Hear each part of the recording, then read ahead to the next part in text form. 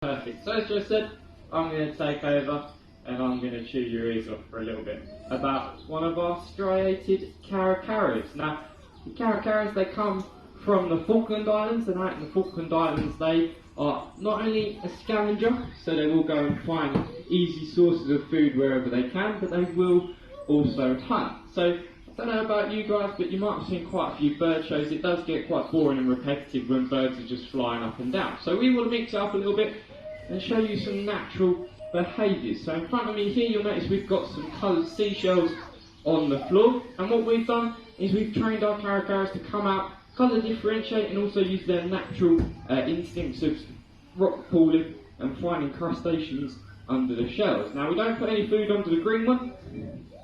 That was lucky, got that one right that time. And that way that we're not tricking you guys and that they've actually got to come and work it out. So they'll go and scavenge for anything they can find in the rock pools. They'll also go and scavenge people's homes. They'll raid the dustbins and see whatever they can find. And finally, they are also hunters as well. They'll go and raid penguin nests, and unfortunately you're going to come across two things in a penguin nest. You're going to come across a very angry mother penguin and a very defenceless chick. Now unfortunately, I'm sure you can work out quite quickly which option they will choose, but she comes out at about 100 miles an hour. Now, I can tell you, we haven't trained her to do it, but I can guarantee you when Stacey comes out, she will go straight to those seashells. Now, we don't know why she does that. It might be that the bright colours attract her. They are, again, incredibly intelligent. We've got to keep them super, super busy. I think they're so intelligent that they might have locked Joe inside. You all good? Here he comes up near me going. Sorry, the door was stuck. She's looking at me going, why haven't you opened the door? Here she is. Now, Stacey's about 2.5 years old now. She's sort of coming into her adolescent stages, so she's sort of that angry little teenager that we all know and love.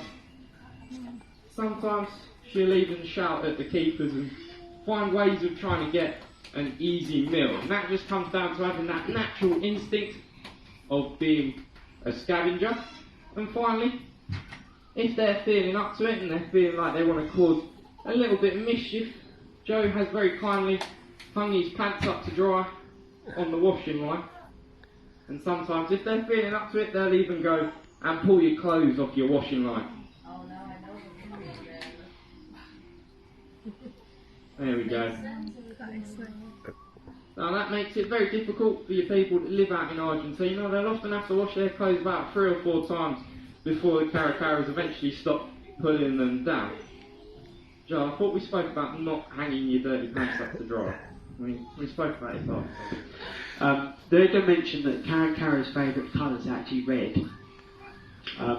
So I've got a lucky pair of underwear, your Caracara, that's hers now.